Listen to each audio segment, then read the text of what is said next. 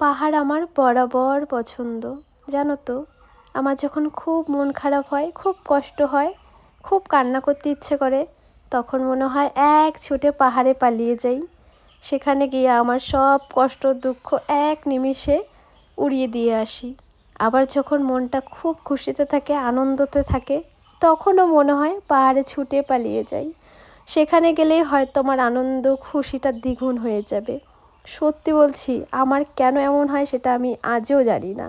অনেক প্রশ্ন করেছি নিজেকে, কিন্তু কোনো রকম কিছু উত্তর খুঁজে পাইনি। আমার বাড়ি কোচবিহারে। আমার বাড়ির থেকে পাহাড় খুব কাছে না, তবে খুব দূরেও না।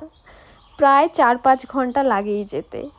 তবে ওই যে, মনের ইচ্ছে থাকলে কোনো কিছুই আটকাতে পারে না। যখন আমার মনে হবে আমি পাহাড়ে যাবই, যতই ঝড় বৃষ্টি রোদ ঠান্ডা যাই আসুক না কেন, আমি পাহাড়ে যাবই। পাহাড় আমার রক্তে মিশে গেছে। আজ বহু দিন হয়ে গেল জানো তো, আমার পাহাড়ে যাওয়া হয় না। কিছু না কিছু একটা করে অসুবিধা হয়েই যাচ্ছে।